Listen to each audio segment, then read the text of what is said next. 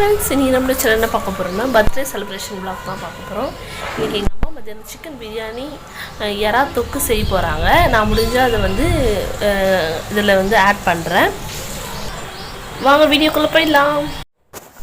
இன்றைக்கி வந்து அவங்க வந்து கேஸ் ஸ்டவ்வில் தான் செய்ய போகிறாங்க. 4 டம்ளர் அரிசி போட்டிருக்காங்க. அது ஊற வைக்கும்போது நான் வீடியோ எடுக்கல, ஸோ அதான் சொல்லிடுறேன். இப்போ வந்து எண்ணெய் தேவையான அளவு ஊற்றிட்டு பட்டை லவங்கம் சேர்த்துக்கிறாங்க. சேர்த்துட்டு புதினா கொத்தமல்லி எல்லாத்தையும் அரிஞ்சு நல்லா தண்ணியில் வாஷ் பண்ணி எடுத்துருக்காங்க. அதையும் சேர்த்துக்கிறாங்க. சேர்த்துட்டு நல்லா வதக்கிக்கணும். அப்புறம் தான் நம்ம பச்சை மிளகாய் சேர்க்கணும். பச்சை மிளகாய் வெங்காயம் தக்காளிலாம் கட் பண்ணி வச்சுருக்காங்க.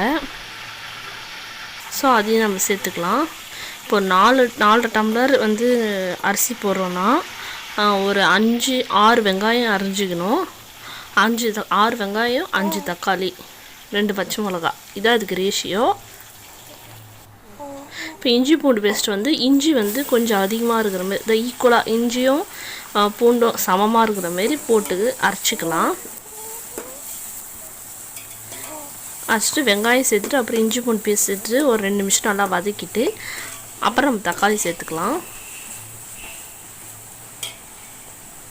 அப்போ தான் இஞ்சி பூண்டு வாசனை வந்து எண்ணெயில் நல்லா ஃப்ரை ஆகும். தக்காளி வந்து ரொம்ப வேகமும் தேவையில்லை, கொஞ்சமாக வதங்கினா போதும். ஏன்னா அந்த தக்காளி கொஞ்சம் தெரிஞ்சால் தான் நல்லாயிருக்கும் அந்த பிரியாணிக்கு. ஆனால் வெங்காயம் அது மாதிரி தெரியக்கூடாது. வெங்காயம் நல்லா வதங்க தான் டேஸ்ட் வரும். தக்காளி வெங்காயம் போட்டு குழையிற மாரி கிரேவி மாரி வதக்கிடாதீங்க. வெங்காயம் நல்லா வதங்கட்டும், அதுவே போதும். அப்புறம் தயிர் சேர்த்துக்கிறாங்க, ஒரு 2 ஸ்பூன் போல் சேர்த்துட்டு அதையும் சேர்த்து மிக்ஸ் பண்ணிக்கலாம். அப்புறம் தனி மிளகாத்தூள் ஒரு 1.5 ஸ்பூன் போல். ஏற்கனவே நம்ம சிக்கன் பிரியாணியில் வந்து சிக்கனை வந்து ஒரு 2 விசில் போட்டு எடுத்துருக்கோம். மிளகாத்தூள் மஞ்சத்தூள் உப்பு தனி மிளகாத்தூள் தான் போட்டிருக்கோம். போட்டு வேக வச்சு எடுத்துருக்கோம். அந்த சிக்கன் பீசஸ் மட்டும் இதில் சேர்த்துக்கலாம். சேர்த்து நல்லா வதக்கிக்கலாம்.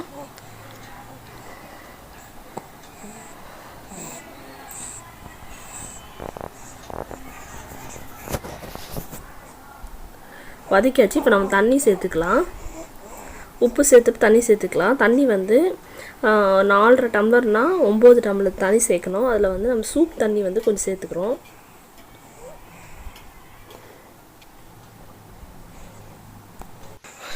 அப்புறம் ஒரு கொதி வந்தோடனே அரிசி ஊற வச்சு அரிசி போட்டுக்கலாம். இப்போ பிரியாணி செய்யும்போது தான் நம்ம அரிசி வந்து ஊற வைக்கணும். அதுக்கு முன்னாடியெல்லாம் ஊற வச்சிடக்கூடாது, ஏன்னா குழஞ்சிரும். ஏன்னா அதுக்கப்புறம் வீடியோ எடுக்கல பாப்பா இதனால, அதனால் சொல்லிடுறேன் நான். இல்லைன்னா ரெசிபி வேணா கேளுங்க, நான் போடுறேன். அப்புறம் குலோப் ஜாமுன் செஞ்சோம் முன்னாள். எறா தொக்கு சிக்கன் பக்கோடாவுக்கு மேரினேட் பண்ணி வச்சுருக்காங்க. அப்புறம் பிரியாணி ரெடி ஆகிடுச்சு பாருங்கள். இப்படி தான் இருக்குது. லாஸ்ட்டாக தம் போட்டுறாங்க. நம்மளோட சிக்கன் பிரியாணி ரெடி ஆகிடுச்சு.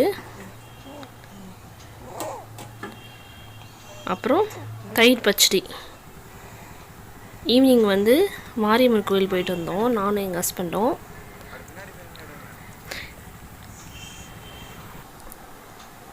அந்த ஃபோட்டோஸ் தான் அதெல்லாம்.